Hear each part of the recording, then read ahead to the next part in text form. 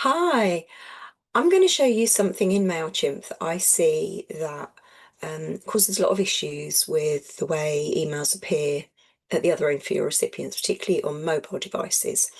Now, it'll be something you've all seen in your Mailchimp builder, and you chances are will have no idea as to the implications and the chaos it can cause because it seems so innocuous. I'm going to share screen and show you. Um, just before I get onto that, my name is Claire Witz. I am the Chief Chimpologist and Top 10 Global Mailchimp expert. I've been doing this for a really, really long time, helping businesses make the most of Mailchimp for their own specific needs. So let me share. Now, I am in the new builder. So hopefully lots of you are familiar with this. Some of you may still be using the legacy builder. Actually, something quite similar applies, but hopefully most of you have moved over to this one by now. Now, the thing I'm talking about is this little option up here to change the font size when you're in your email. It seems so straightforward, doesn't it? And like it's not going to cause a complete mess at the other end.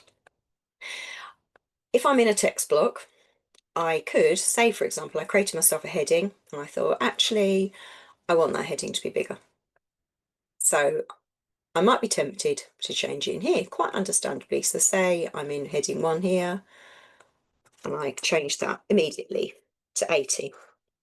Now, the difficulty with doing it this way, or the issue with doing it this way, is when you're writing your email, you're putting it together in desktop view. So everything can look fine here, and that font, yeah, it's big, but it's okay within a desktop view. However, the problem comes when you then look over to your mobile view, and I'll show you what I look like in mobile view. Suddenly, that heading is huge. It doesn't work. It often means the wording is going to be spread over multiple lines. It looks rubbish, right? Now, there's a better way, and I'm going to show you what that is. Rather than changing my font sizes up here using this, what I'm actually going to do is use my style sheet. So if you look right over on the left-hand side of your screen, you've got a tab underneath that plus icon that says styles. Now, if I set my heading styles over on this side, they apply to throughout my email, and I can set them so that I have one style for mobile, for desktop even, and another style for mobile. Now I'm just going to clear that change that I've just made. So I'm going to select it and I'm going to cross through, click on that T that's got a line through just to clear it back to my default. I'm going to exit out of that and I'm going to go over to this style sheet. Now you can see here I can set my paragraph, heading 1, 2, 3, 4. Whatever I do here, so at the moment you can see my heading 1 style, heading 1, it's got my font, it's got my size, it's got my colour and any other modifications I wanted to make in terms of line height or letter spacing. Now, say I change that here to 80. In my desktop, it will still look the same, right, as I wanted it to. However, if I switch over to mobile, it means that I can have a different font size for my mobile view that isn't going to look ridiculously big because it's 80 and it's applied it across everything. It will just, I could go up, say, so I could make it 50, but it means that my heading 1s are going to look okay on a mobile. They're not going to look just ridiculous and make it difficult to read. Similarly, I could say at the moment my heading 2 is 30. Say I wanted that to be 50. I can change it there. But if I thought, so I'm just going to switch to see what it would look like on a mobile. Actually, if I did it here and I changed it to 50 here, right? So the wrong way, I'm going to change, actually I'll change it to 55. Oh, not 555, 55. When I look at it on a mobile, again, it looks really big. If that was a longer heading, so say I have said, this is my heading 2, it starts potentially to go over onto multiple lines. Again, it can look a bit rubbish. So I'm just going to clear my styles. So this is basically clearing, if you've overwritten styles using these functions, it's overwritten your style sheet. So I'm just going to take that back to the default. And I'm going to exit and I'm going to go back to my style sheet. And what I can say is, right, I want it to be 50 on desktop. And on mobile, I still want it to stand out, but maybe I want it to be 30. And it's just made it a little bit bigger.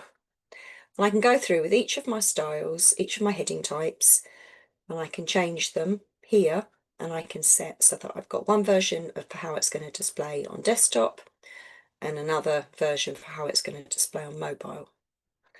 Then when I'm within the email itself, rather than me just saying, right, okay, I'm going to create myself, let me just drag in a heading block. And I can say, right, I want this to be really big and bold. So I'm going to say, this is my main heading. Rather than me then controlling it here, say, I think, right, I want this to be 40, and I can change the colour here, that's fine.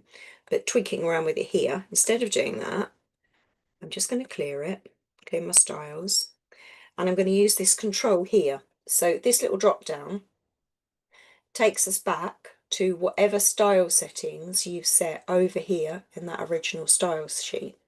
So we know they're all consistent, we know they're going to look good on mobile and on desktop, so I can simply switch through using that drop down and it will assign whatever style heading I wanted, and I can still go back out and change it, so I could prepare my whole email and think, yeah, actually I'm not that keen on the heading 4 style I've used.